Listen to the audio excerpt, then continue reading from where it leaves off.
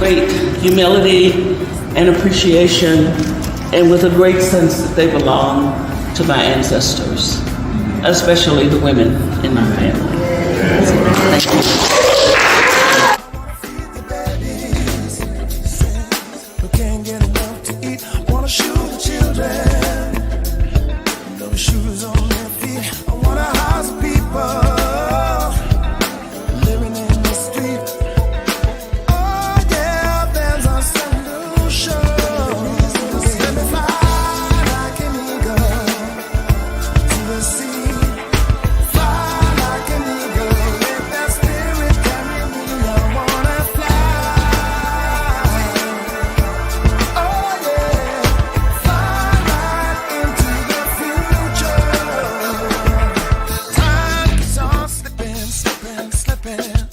Thank you.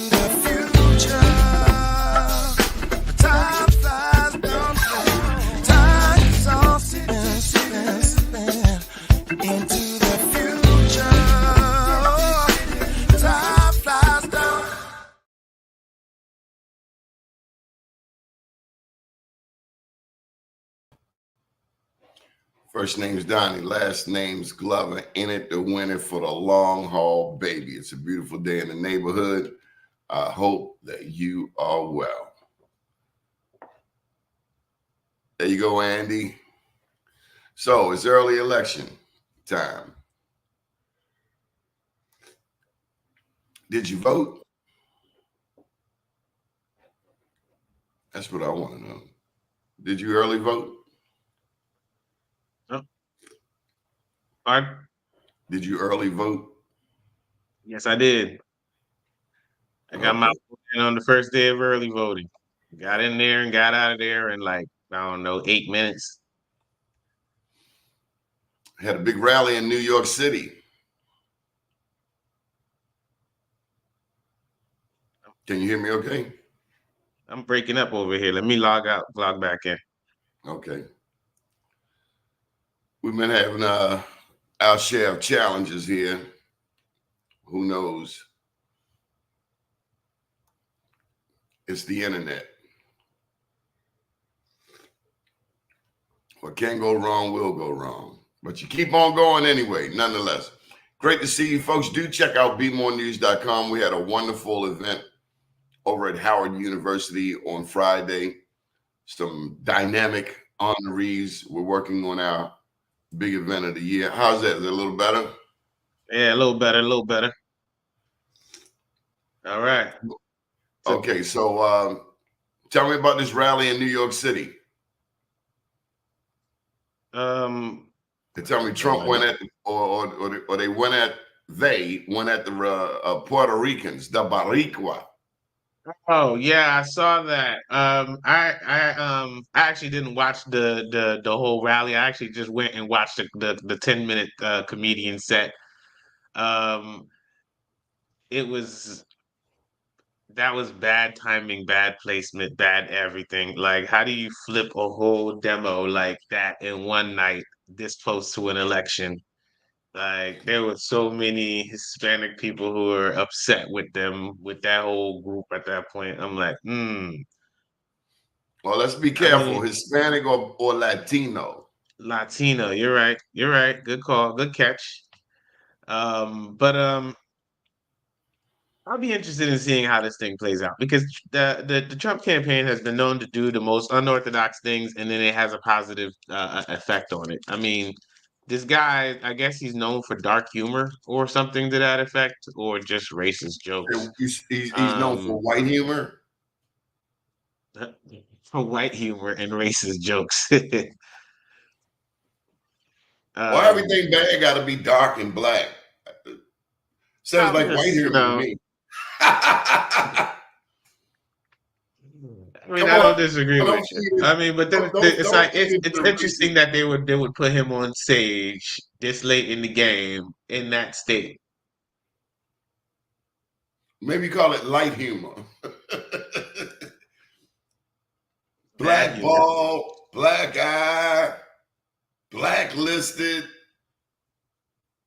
We got to flip this America upside down with this racist stuff. Are you right? You know, my grandfather All of was from this, Puerto Rico. all of the subtly racist things that happen. This, Yeah, with this a is grandfather but nah, from this San Juan. Can you hear me, Andy? what'd you say? I said with a grandfather from San Juan. I can't tell you that I took it as a joke. Mm-hmm. Is my sound coming across okay? Can you hear me? Yeah, I caught the last thing I heard was you with a grandfather from San Juan. You can't say you took it as a joke. Yeah, not at all. Your people are from Haiti. What was he saying about the Haitians? He I said mean, your he was people eat talking. dogs and cats. They still making Mm-hmm. memes about that. Mm-hmm. I mean, you look at it, and I'm like, all right, well, I guess they think attacking people on the racial divides and trying to divide and conquer the different nations is probably, I guess they think that's going to work out for them. Me personally, I think it's going to push people out of their camp who may have been in their camp. Um, but we really don't know until the votes are counted. You know, a very wise person explained to me yesterday that races operate from a standpoint of fear. Hmm. And I said, well, what's the fear? And I was told that the fear is coming from a standpoint of scarcity, Hmm. that there's not enough resources for all of the people on Mother Earth. Yeah, God that makes created the sense. whole world, the universes, the planets, the solar system. But there are people who believe that God didn't put enough resources here for everybody. So they operate from a standpoint of scarcity. That's why people like Elon Musk are running to the moon. Despite all the money they got on this side, their mindset is one of scarcity. I go to the moon. It's I fear, mean, man. I say fear of what? Fear of black men taking white women. Is that what it is? I mean, they ain't got to do I that. think the fear is that if black men and White black women taking women black were men. Is to, that what it is? I'm sorry. they think that I think the fear is that if black folks were to achieve some level of equality or dominance, that we would In return the this country. favor of slavery. In this country. Hmm. So They the think that fear, we would return the favor of slavery. so it's fear of retribution. Hmm. But that's somebody else's problem that they're making it my problem. Because somebody else feels guilty about what their ancestors did and what they continue to do. Now you've made that my problem. Well, it's not. It's that. It's the fear of they know because what Trump's first election showed me was that if there was a possibility of a return to slavery, there's millions of Americans who would who would want to bring to do it, who would drive the point to make sure it happens. So And here's the so it's less irony. about a fear of what their ancestors did. It's really just a matter of they know what they would do if they could. Really. Well, see, slavery wasn't just on black people. Slavery happened all over the world. It's not like there weren't Slavic slaves or slaves in the Middle East. Hell, Saudi Arabia and Dubai, because everybody wants to go to Dubai, they just ended slavery in the late 60s, early 70s. Mm. Do you think a lot of people who go to Dubai know that the slavery is only 50 years ended? No, I don't think so. I 55 don't think a years lot of away. people who go to Dubai interact with people who are from Dubai. I think they go, they spend their time at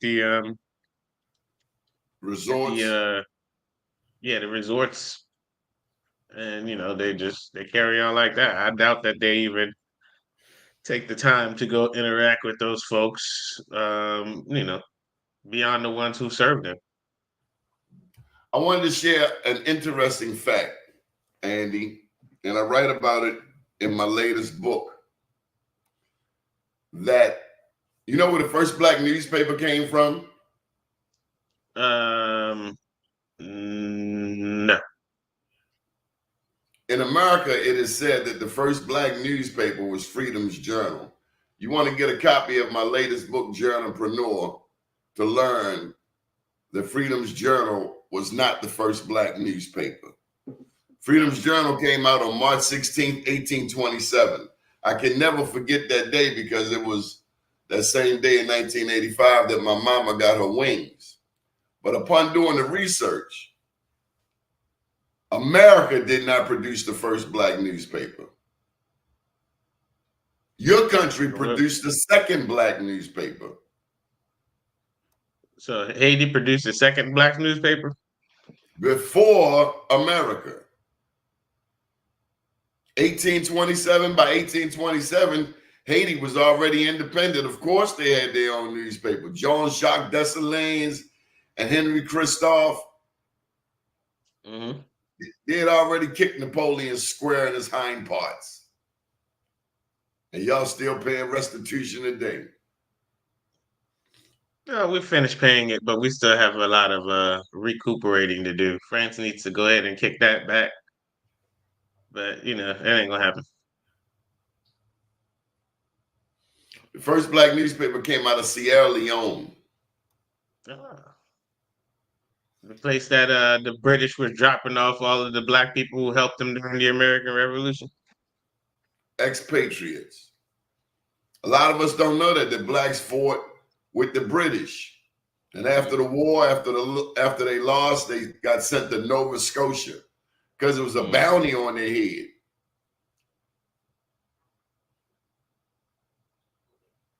And after Nova Scotia, some went back to Liberia, some went to Sierra Leone. Well, they went the British expatriates, black expatriates went to Sierra Leone. Americans had established Liberia. Now, I heard recently that blacks went back to Liberia and put Liberians in slavery. I have to research that, but a very dear friend of mine, older brother from City College, told me that. So I have to do some Blacks research. went to Liberia and put Liberians in slavery? That's what he told me. Swear to beans. Blew my mind. Wow. Talk about programming. Talk about pedagogy of the oppressed. Mm-hmm. And they got a big event coming up on December the 5th. Scrolling at the bottom, the soiree. You coming through? Yep, I'll be down there. I will be present and accounted for. Yes, sir. So what else is going on with this election? Let's see. I like what Harry Hogan is doing as far as appealing to the split ballot voters. Very smart, good timing. Do you trust Larry Hogan? Do I trust Larry Hogan? What's Do you there not to trust Larry trust? Hogan more than you trust Angela also Brooks?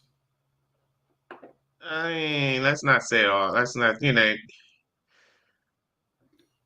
I mean, can you trust like, either one of them? I feel like I have a better understanding of what Larry Hogan's goals are than Angela Alsobrooks. I don't see Larry Damn. Hogan doing more than 2 terms in the USA, whereas I see Angela Alsobrooks indefinitely. Is that good or bad? Huh? I mean, it all depends on what issues come up over the next few years. I Like don't know me, what I'm a any of war these hawk. people stand for. Everybody says the stuff to get in the door. I'm looking at the state of Maryland. And again, we got the largest black caucus in the country. Black governor, black mayor. We got blacks across the board. We should be pouring money into projects that we need. I bet you every other community would. But then, Well, too, we as a community, we don't like poor black people. We like go along to get along black people. I see. The thing is like, so here's the flips, right? You got with also Brooks. There is a good chance that she will back the black agenda and bring the money back and this, that, and the other. But with Larry Hogan, there is an equal chance that he will back the black agenda, but for two different reasons. For her, we would be counting on it because she's black. But with him, we'll be counting on it because he's running. He's trying to run for president, and he's going to need a black support. Do you think he And I can think, win presidency? do I think Hogan can win president? I think Hogan is the only Republican who could have beat Trump in a primary. Hogan beat Trump in the primary, man. Hogan would have mopped the floor with that guy. That's just me. Wow. That's just Wow, Andy. They should have had you on his team than some of these other people, maybe. I mean, he's got the people he trusts, the people he's comfortable with. A lot of things You know his what I campaign. found? It's never the celebrity. It's always the entourage that's clowning. Well, nah, you ain't wrong though. But the You're not celebrity wrong. chooses his entourage a lot of times. And so the Mhm. celebrity has to be mindful of the people in his entourage. If they're turning off people, they're representative of you. Nah, you're right about that. Pretty much that's on display right now with the Trump campaign. He's over here losing the Latino vote left and right, all because of a comedian he chose to put on the what you call him. Now, granted, who knows how much following that comedian actually has, and who knows if this thing actually is going to give him a bump. Hmm. Because what people do in the poll, what people do in that voting booth, and what they say out loud is two different things. I understand that. Now, what's your understanding of the turnout during early voting? I got a call from Baltimore County from a concerned poll captain saying that the turnout was low. Mhm. I think the turnout is low. I've never seen like even on the first day of early voting, I went and I got in and out. But I remember pulling up to the parking lot and saying to myself, "Man, this is the deadest I've ever seen an early voting site." Like, usually it's like a party at the polling station from on for them 7 days of early voting. Everybody's out there. It's jamming. People are passing out literature. Young folks are throwing the football around. Everybody. It's community. It's dead out there right now. It is Wow. dead out there. That's one of the reasons why I fell in love with politics was election day, freaking early voting. You have everybody out there, all the gloves are off now. We're done fighting. Everybody's together. It's community. It's family. It's hugs. It's smiles. It's everything.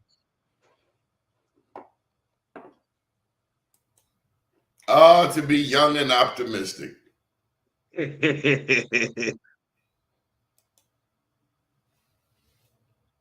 It's blood sport with a happy ending.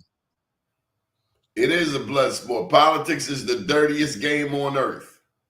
You don't know whose commercial to believe.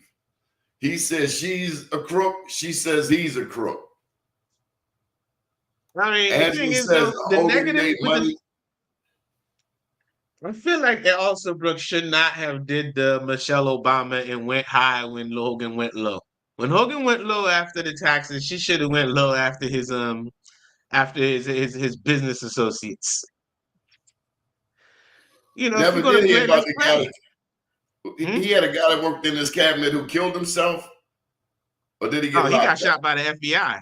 He got shot by the FBI. Down in Texas. The guy with the book. I don't know why is it that book wasn't brought back out. Let's talk about what's in the book. But that's me. Like if when it comes down to digging for dirt and throwing mud balls, I'm pretty good at that. Like I'll go find something on you now. Try not to though. Politics is the dirtiest game. I tell people it's dirtier than the dope game because it controls the drug game. Politics controls who's on the border, who's not, how many police are on the border, how many are not. How concerned are people about immigration? How concerned are people about immigration? It depends on which side you're talking to. And depends on the area. Because, the folks on the borderline of Texas, they are concerned. They're getting their properties damaged. They're, like that. A friend of mine just came back up from Texas. She was talking to, she does federal cases and stuff like that. So she's always bouncing around from, state to state to go deal with certain, what is it called? What is it? Social Security benefits.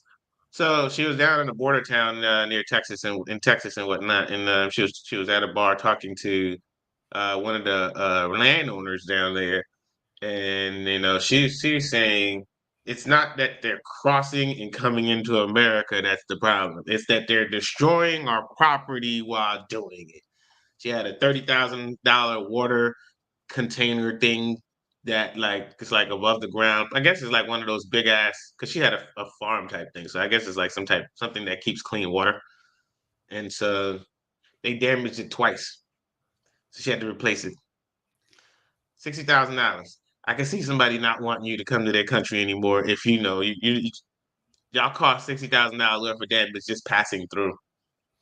There's something don't sound right about that, Andy. What do you mean? People don't normally just vandalize your stuff. Sometimes there's a reason. Maybe she called them a dirty name or something. Maybe. There's definitely a caveat there. Let's see what Mike Laney has to say about this. Good morning. Hey, good morning. Good morning, my two friends. Andy, always good to see you. Yes, sir. How we doing? Great, man. We've covered a litany of topics. Your thoughts on the Barriqua getting smack talked about him by the Trumpsters in New York City? The Puerto Ricans, Barriqua. Well, I don't know how we can be surprised at the openness of it and the love of so many people in this country of it. I mean, how can you have a president in the realm of personality of a Donald Trump that is neck to neck with someone credible without the backing of a significant of the population of the United States? So it just speaks to who we are as a country. Together we stand, divided we fall. So obviously, when you get 72 million votes and people know who you are, then we have to believe who it is that we deal with as a country every day. So, okay, your thoughts on early voting?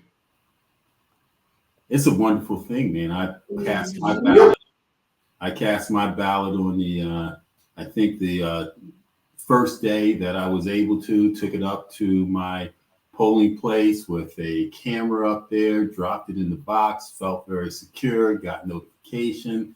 They had received it. I've seen campaigners out at the early voting sites physically.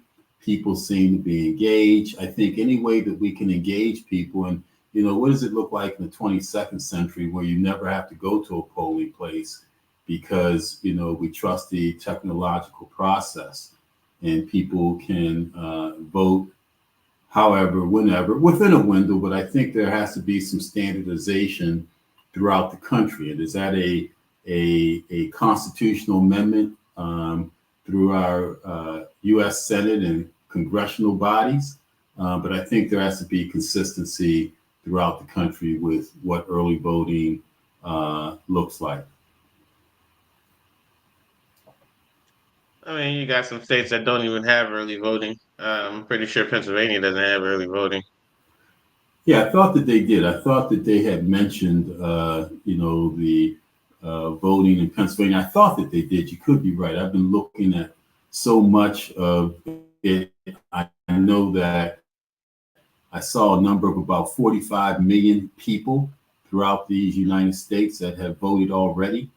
And that's profound when you look at the fact that we had, I think, 140 million votes cast in 2020, and all of a sudden we've got almost a third of that, or close to almost a third of that in early voting already, and it's 1 week before election. I mean,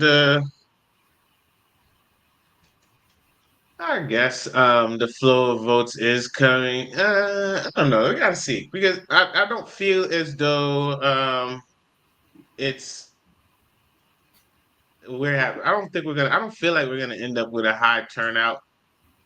But we might. Yeah, I think we absolutely will.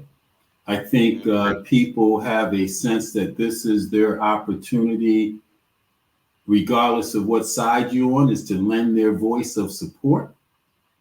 And it absolutely is, to me, just my thoughts, it's absolutely a racial vote. A vote for Donald Trump is a vote for what he stands for, and people want to ensure that we understand, we meaning those on the other side, that there's support for this gentleman and what he stands for in their estimation, which is a country that was steeped in tradition of how it treated immigrants. So what they forgot is that Black people aren't necessarily immigrants. You know what I'm saying? We aren't immigrants, but yet the policies that you hear and the language that you hear on that side of the extremists, because all of a sudden extremists, I remember the Black Panthers and other things, other groups during the civil rights era described as extremists. You have some extremists out here now. Did you hear Carlson Tucker? Did you hear Rudy Giuliani, who, by the way, give up them World Series rings, give up that condo in Palm Beach of $150 million that you owe, that you're going to pay because of what you did in trashing those two Black ladies in Georgia? Did you hear their language? Did you hear the language of people on that stage at Madison Square Garden, which was sold out, not sold out, given out, right? It's absolutely against, it's all about race. Either you're brown or you're white, and I think people are going to come out in record numbers. Thank God for early voting. Well, Mike, I got to tell you, the early voting numbers are not looking good. But listen, we got a guy on hold. You ever heard of iota phi theta? I sure have. Mr. Hi. James Mobley, how you doing, sir? How you doing today, Donnie? Can you hear me? Loud and clear. Andy, Mike, this man is a member of a fraternity, was founded on the grounds of Morgan State University. Is that correct, Mr. Mobley? Yes, sir. You were in 1963. We're the last entrance into the Divine Nine. Again, we were formed at Morgan State University in 1963 on the steps of Hurt Gymnasium. And my late dear friend Bus Hicks was one of the founding members, wasn't he? Yes, sir. He surely was. We used to wait tables, Mike, down at Harrison's Pier 5. And he would come through Shundo Kali, and nobody knew what he was talking about. But I tell you, he was a hustling brother, Jack. Sharp as a tack every day, Andy, every day, and made that paper. What you got for us today, Mr. Mobley? What you up to? Yeah, well, my fraternity, we are having my fraternity and the ladies of Delta Sigma Theta sorority are having a Baltimore alumni chapter. For the last 10 years, we've been having a expungement and reentry clinic down at the Our Daily Bread facility down on 727 Falls Way. And again, we're having this on this Saturday coming, and we're putting the word out for people to come down if you have some type of have had some issues or some criminal issues or some things on your record that you think that you can get expunged. We're recommending or suggesting or asking people to come down and participate in our expungement clinic. It runs from 10 o'clock in the morning until 2 p.m. We'll also have different vendors there for health vendors and different people for employment, and also other community vendors that'll be there.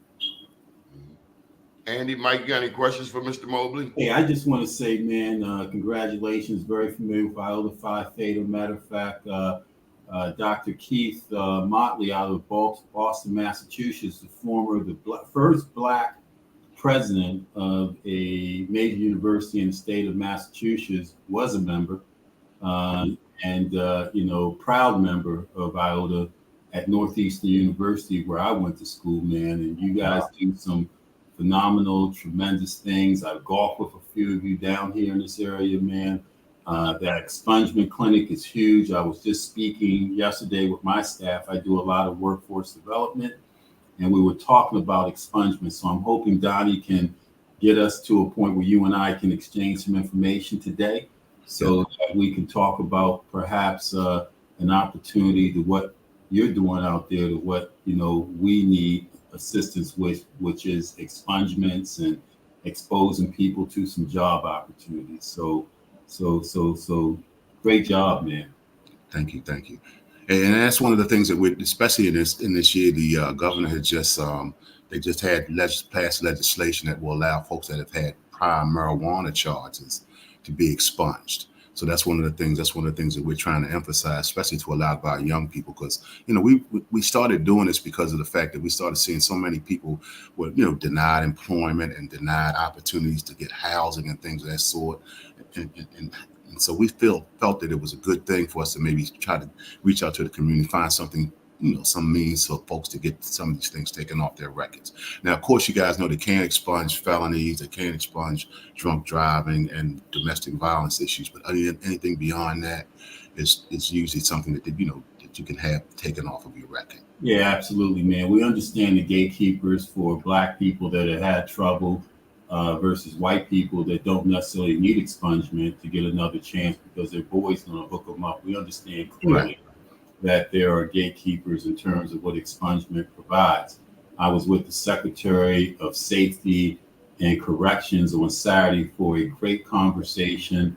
Carolyn Scruggs, who was looking for help in her system. The lowest job I saw advertised, she sent me an email saying, Mike, reach out to your folks.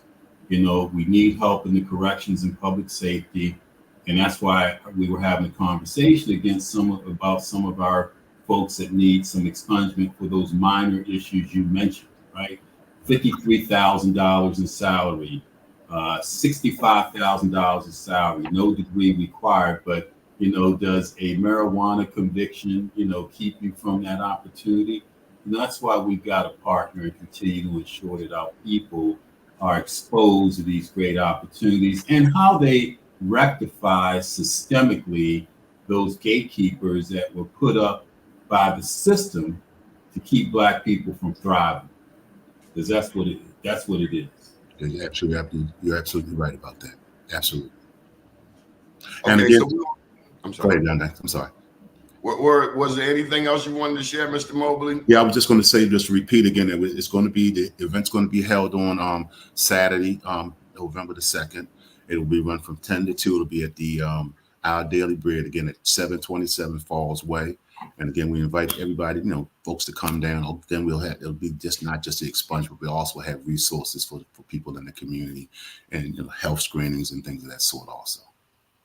Good deal. Thank you for joining us, Mr. Mobley. I'm sorry. Go ahead. You have a question, Andy? So I do have a question, right? So now this is kind of might take us into a rabbit hole, but now expungements, I love the idea of an expungement, but the expungements really only touch on the null process. It only touches on the not guilty verdicts and everything else. Now, do you think that we socially need to start exploring the other things like shielding for people who have a guilty verdict? Like, how do we? Is there systems already set, like small programs right there to help people with changing their life around? Like, I know the only one that I can really think of is like where shielding a case. So like where it's still on your record as something happened, but the employers can't pull up the details. Now I know some jurisdictions or some jobs or some government agencies. A lot of times they'll like the Baltimore City government and some government entities do have things where they don't actually look at your records. Some of the smaller things on your record. Of course, again, the felonies and things of that sort are always going to be things that's going to pop up on you. But as far as shielding, I don't really think that a lot of entities do that.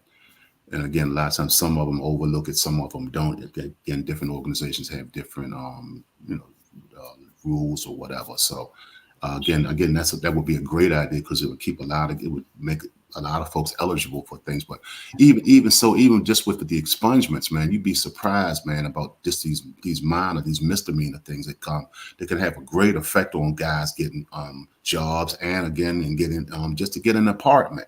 I never really realized that until I started doing this, that so many things can hinder someone from doing employment opportunities and apartments and, housing and things of that sort. You'd be surprised, man, how many people. So let me just jump in there, Andy. Andy, he's not a lawyer. Right, I'm not. Oh, sorry. But considering that America has 5% of the world's population, but 25% of the world's incarcerated persons and 38% of them are black men, any effort in this realm is a good thing. Mr. Mobley, we got to run. We got to get back to the political thing. You want to put a phone number out there? Yes, sir. Mike, if you need to reach me, sir, Mike, my numbers are area code 410-971-4492. And if anybody has any questions about the expungement event, just give me a call at that number. Again, let's get that number again. 410-971-4492. And again, my name is James Mobley. We got the number in the chat. Thank you very much for joining us, Mr. Mobley. Thank you for coming to the Avenue Market, and thank you for your service. Thank you for not forgetting this otherwise forsaken part of town. Thank you, brother. Thank you. That's what we're here for. That's what the IOs do. Thank you. Yes, sir. Hey, Mike, you know what Iota Phi Theta mean? No.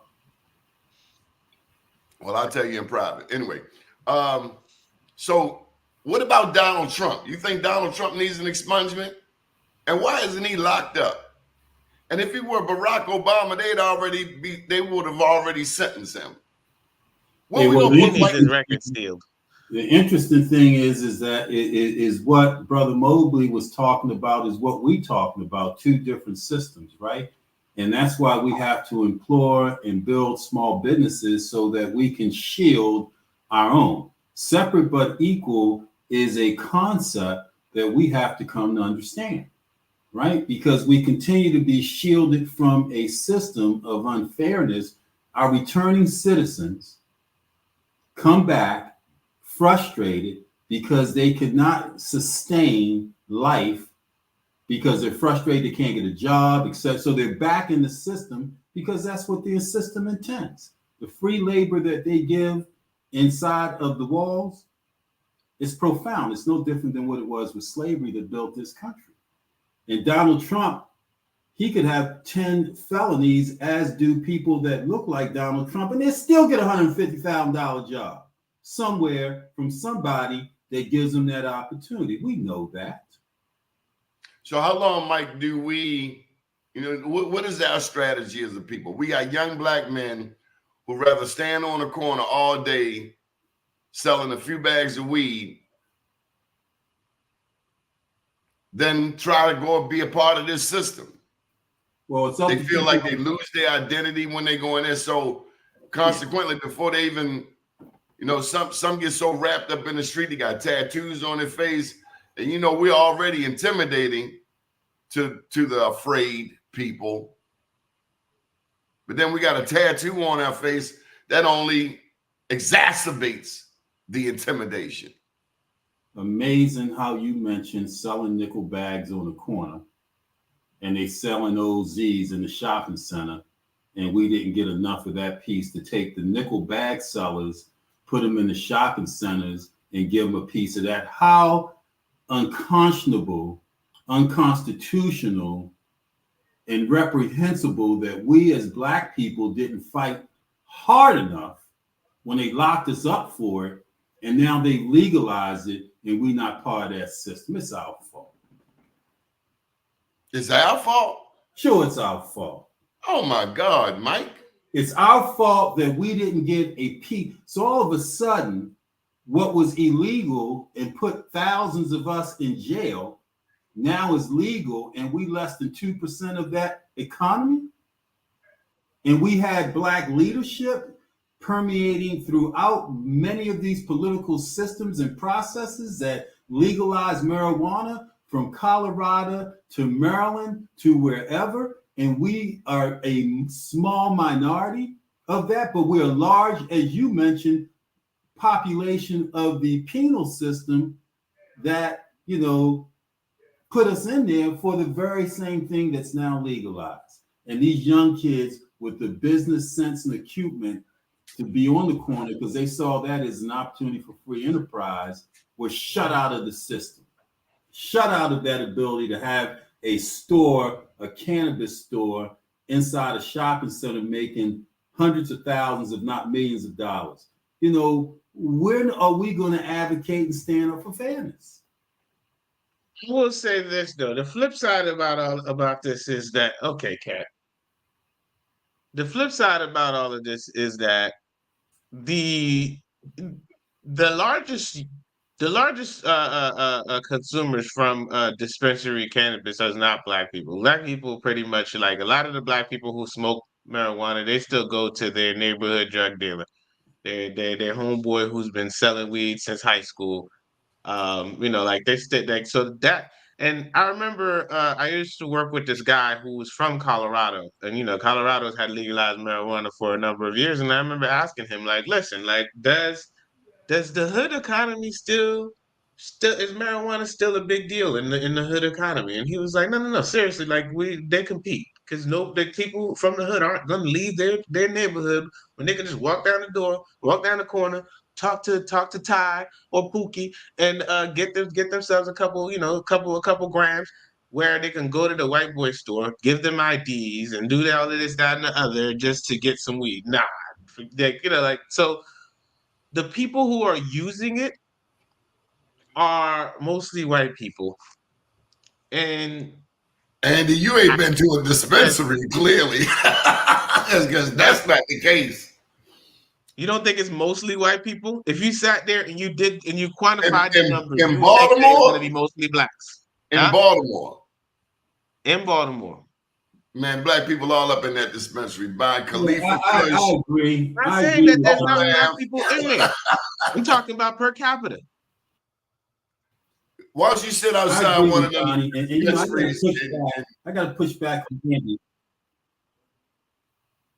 Sit outside one of them dispensaries. You know, Andy, there are a bunch of Black people buying, and they find it to be cleaner without the toxins, and you got a receipt, so the police can't bother you. Yeah, and Andy, you know, you refer to it as the drug economy, right? Now they since classified marijuana as not a drug, but yet we stigmatize it as a drug so we can continue to lock people up that illegally compete with those legal businesses who are mainly Black. Okay. As Doni said, you know, there are a significant number of all people that go there for the myriad of reasons he named. The fact that it's legal, they get a receipt, they don't get locked up, but yet we still have that neighborhood economy of marijuana, because it's medical from what they say. You described it as drugs, right? So all of a sudden, when you do drugs illegally, what does that mean? There's a sentence attached to it,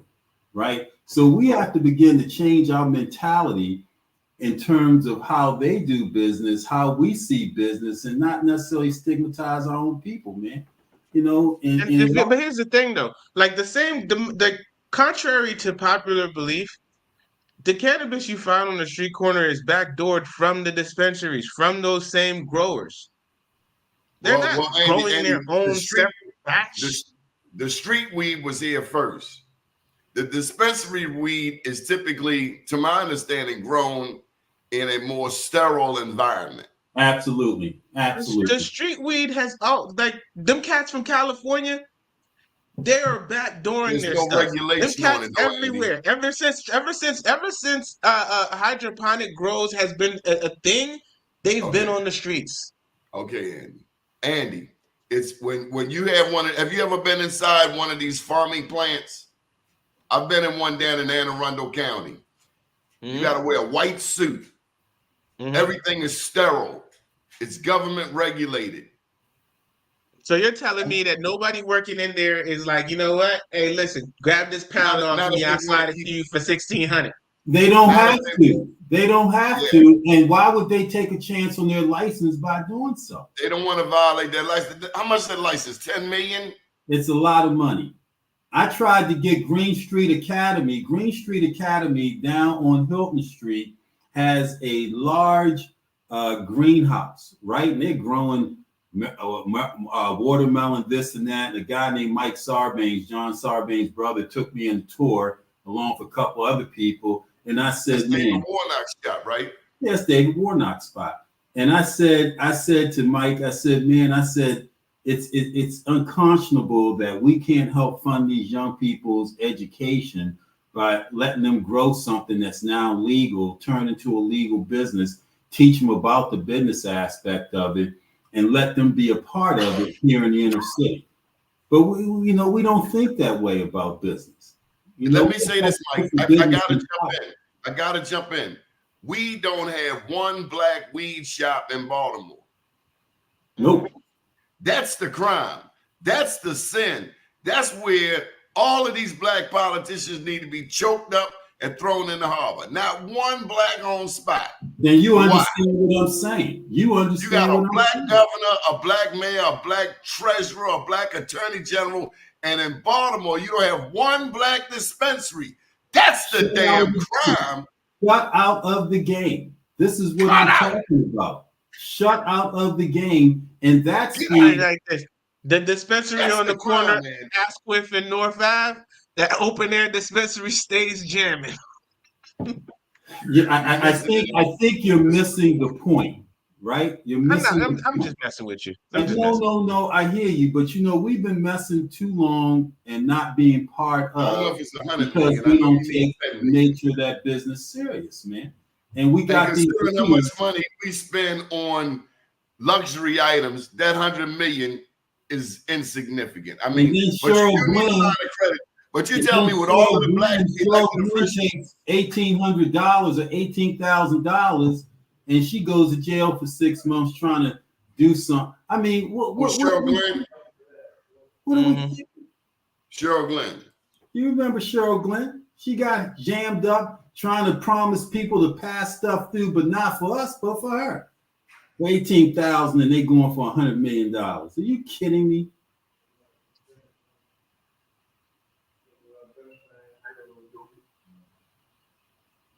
I don't speak ill of Cheryl Glenn. That's me. I'm not speaking ill of anybody. I'm just These are the facts. These are the facts. That's a fact.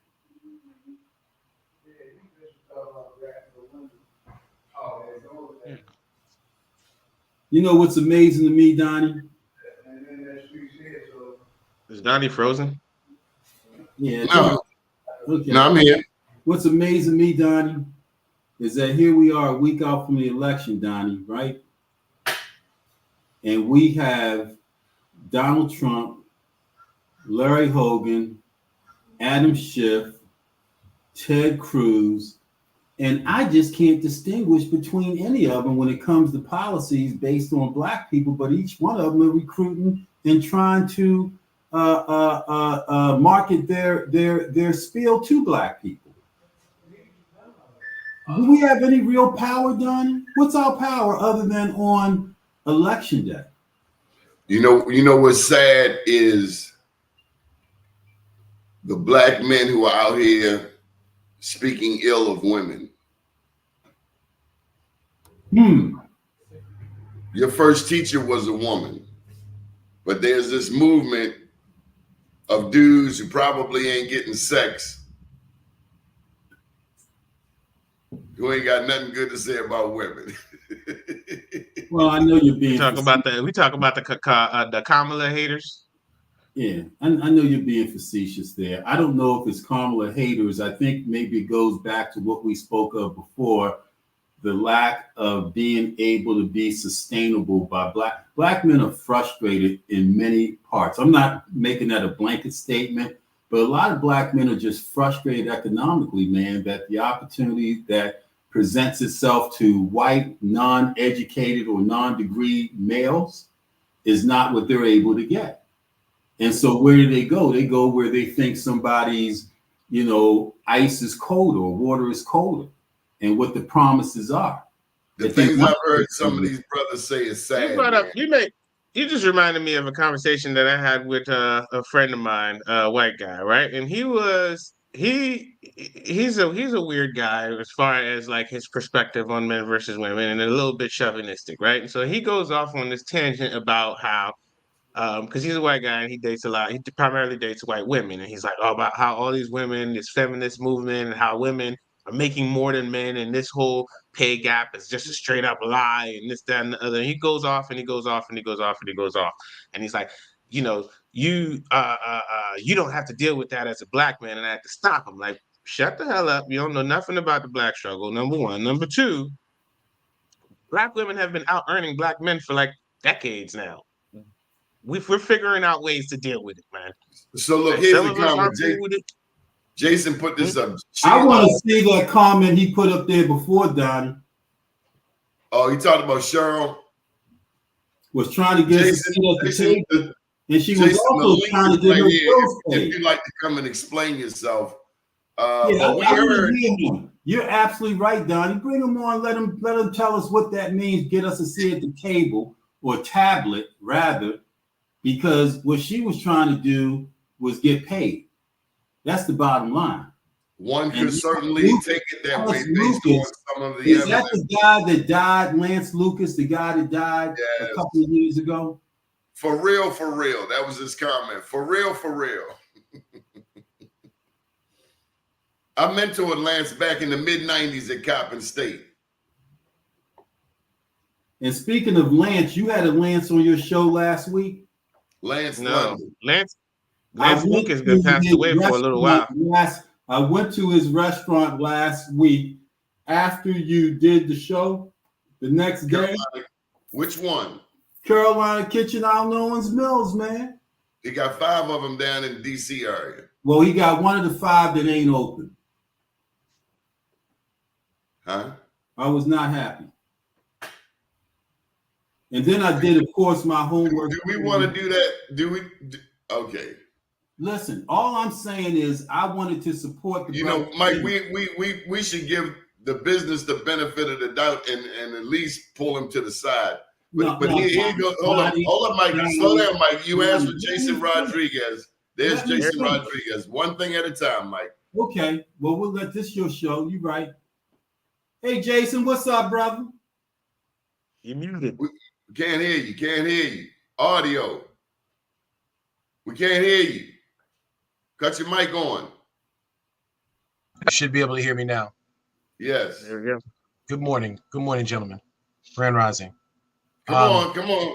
Just really quick. So I knew Lance. And matter of fact, me and Lance had the opportunity to work together at the aerial surveillance program. We were doing the give backs to the community in reference to building programs wraparound services for the community. One of the projects You're that we talking about put the together. computer giveaways, right, Jason? I'm sorry? You're talking about the computer giveaways, right? Well, Lance was doing that prior to. When we got together, we started a organization called Digital Bay, which was going to be an incubator for young people to try to basically help them to develop their products and services, whatever dreams they may have had in reference to technology, robotics, We whatever. got you. We would Okay, help we them in the talking about the process. weed. We Right. talking about the weed. When I had an opportunity to talk to Lance in reference to it, Lance said, not everything is, all what everybody understands and what everybody knows. Yeah, there was some, wanting to get some kickbacks in reference to the initiative, but the main goal and the main object of all of them coming together and pushing the initiative was to try to get more inclusion in reference to the growers and the distribution that was going on, because of the fact that they had marginalized the language of the law to take out the quotas for Black folks, because she was trying to implement quotas for Black folks.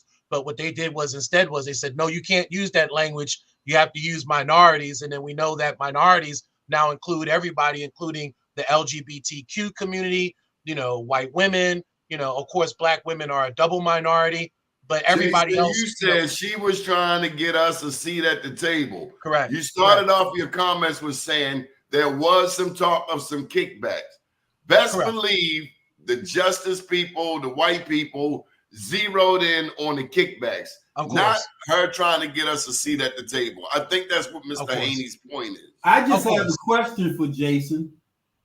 At the end of the day, what's the reality of us having a seat at the table based on the effort that either of them was trying to make? One can't speak for himself. One haven't heard from her. Right? No. She's done a broadcast. Yeah, at least 2 I said I have not heard from her. It's on YouTube. Okay, I'll look at that. But what is Jason, your opinion in terms of where we are, right? With a seat at the table of a multi-billion-dollar industry of which tens of thousands of Black men primarily were locked up due to Joe Biden endorsing, the the Crime Bill Reform Act in 92, 93. Where are we? Are we any further ahead in that regard? No, unfortunately, no. It's unfortunately a white dominated industry. I was monitoring this as soon as I knew, that we were in the legislation for legalization, whether it was municipal or whether we were looking at recreational. I had been following Annapolis and following the law and doing the research. And what's interesting, there's a program called Weed Etiquette that really spelled it out. They showed, that this was a white dominated industry.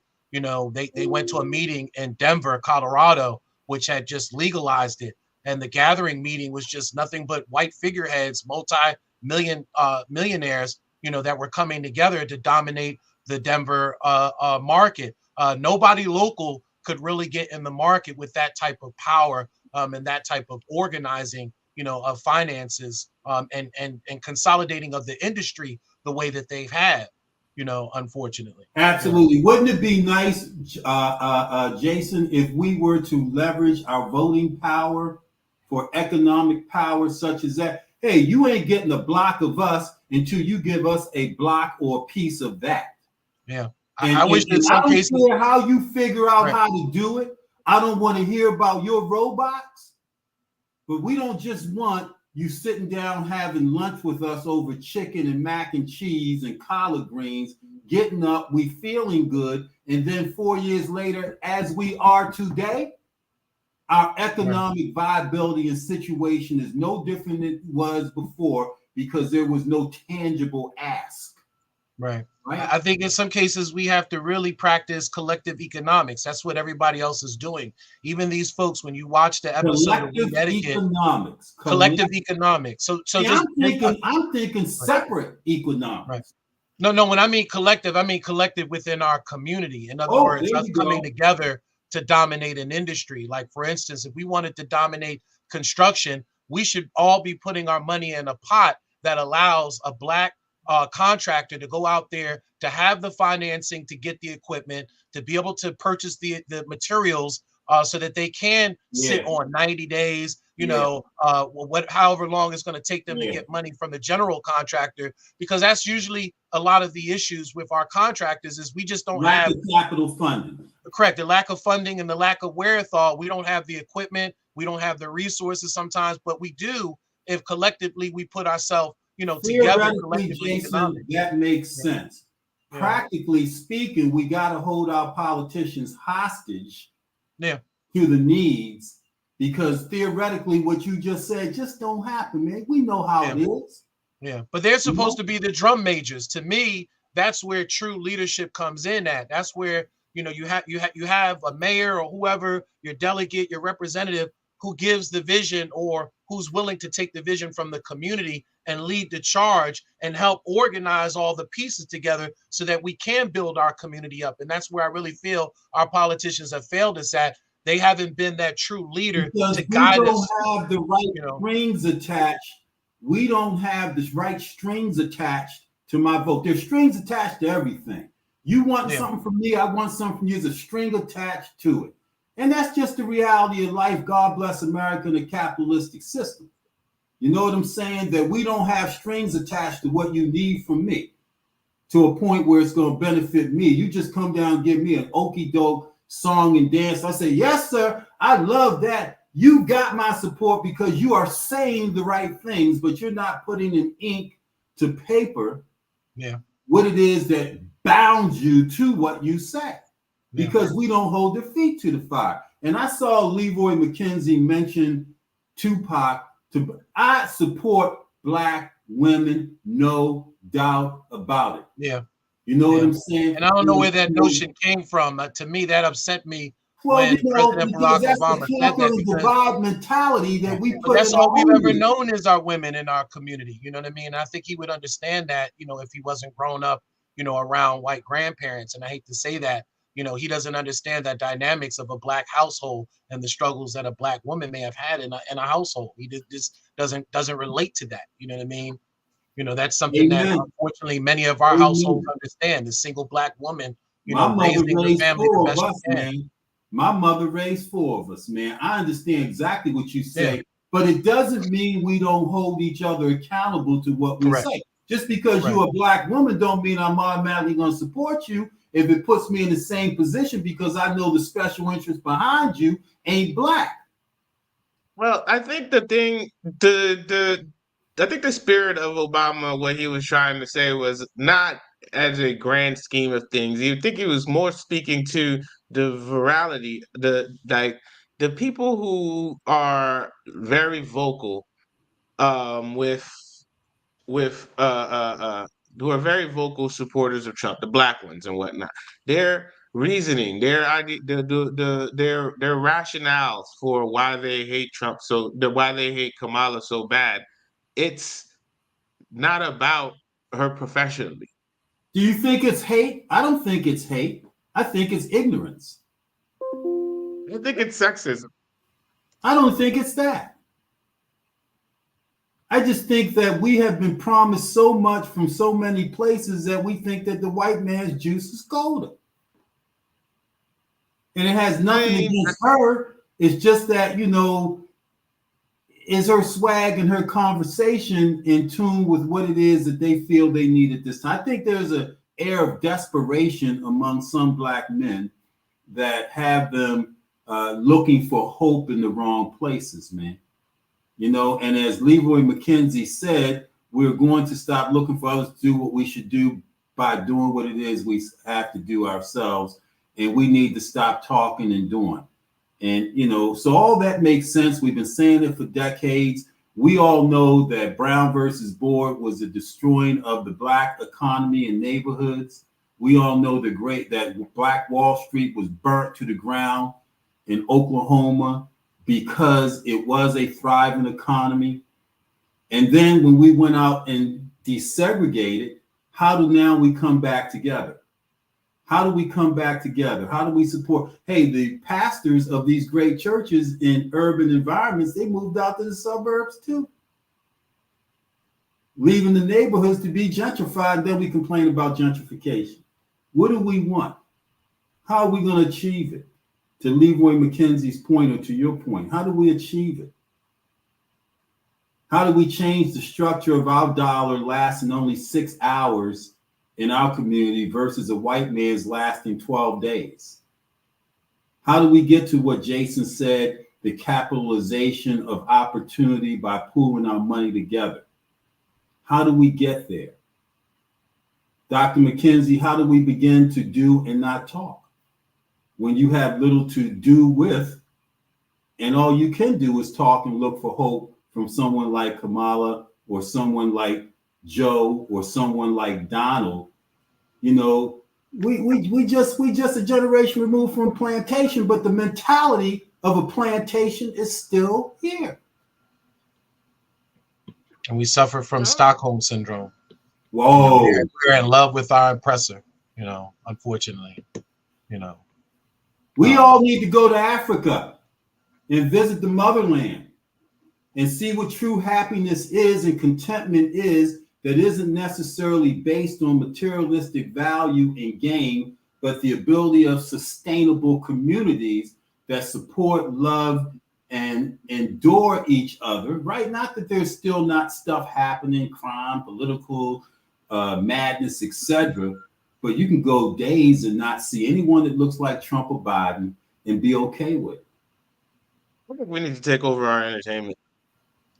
What? I think if we had more Black people in control of Black entertainment, we would have a different perspective. The Black trajectory would be different. Well, unfortunately, when you talk about so now you go into the Middle East, and we can have some real deep conversations about. Listen, man, if you're ready to go down that path and explore it and not understand the consequences of who controls entertainment, who controls the New York Times, who controls media, why? Remember Arsenio Hall? Mm-hmm.